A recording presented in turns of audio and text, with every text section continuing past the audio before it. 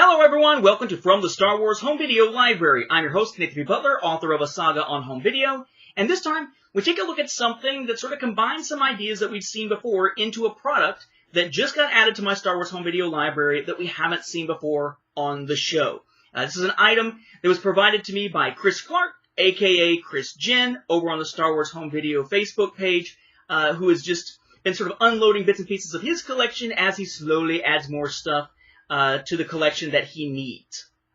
When we looked at the Phantom Menace on VHS, we noted that in the United States, you basically had three different options.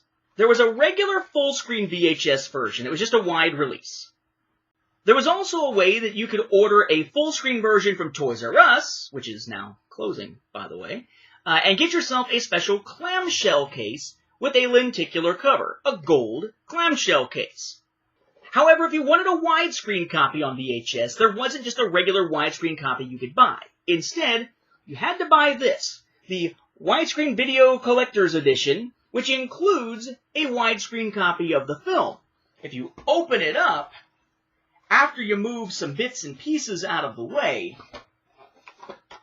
there's your widescreen copy. But this was not available by itself. It had to be bought within this package.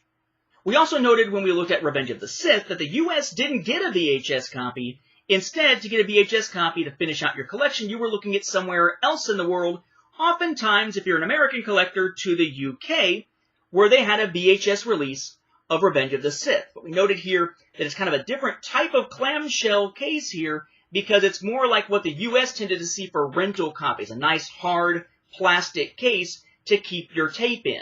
And their tapes did have a different type of logo or a different type of label than what we are used to. Little note from when Ricky Ray sent this back in the day. See, Ricky? I keep it right there with the item.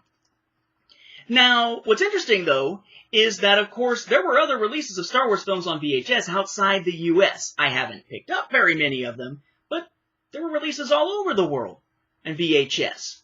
What Chris was able to help me add, thanks in part by virtue of the fact that Chris lives in Scotland, was to be able to provide a copy of the Phantom Menace on VHS in widescreen from the UK. The question was, what would it look like? And it turns out it's kind of a hybrid of each of these. This is the widescreen version of the Phantom Menace from the UK from 2000. Notice here, it is in a gold clamshell case, resembling what we got from TOYSRUS in the US, but a nicer formed case, in my opinion, more boxy one, more like the UK version of Revenge of the Sith, than what we wound up seeing with the US with that TOYSRUS version, where the case looks a lot more like the droids and Ewoks animated features from when they first combined 4 episodes each into little features and gave us white cases very similar to that. You also notice it's an individual VHS release. It's just the VHS. It's not a bunch of extra stuff with it, which means that they were able to get a widescreen version in a regular release without having to buy some special box set, albeit a small box set, to be able to get it in the first place. We have our Star Wars, the one behind it, Phantom Menace. Our image there, similar to the US widescreen image. THX info. This is our UK rating over here. Nothing on this side because, again, it's a clamshell case, so it isn't only one spine type of deal. This side spine here.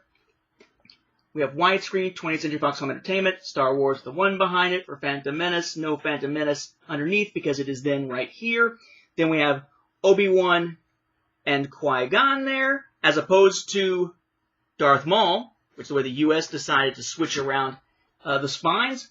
THX and Lucasfilm logos down here. You look at the back. Looks a lot like the US version. Widescreen. Every generation has a legend. Every journey has a first step. Every saga has a beginning. Text about it. Pictures from it. Highlighting Jar Jar. Probably not the best idea. Cast crew information. Legalese. Rating down there at the bottom. And a note here that this is widescreen. 2.35 by 1 aspect ratio. You open it. And it does still look a little different than the US, but not quite in the same way as Revenge of the Sith. Revenge of the Sith has the cool image from the cover actually on the tape itself. Not this time.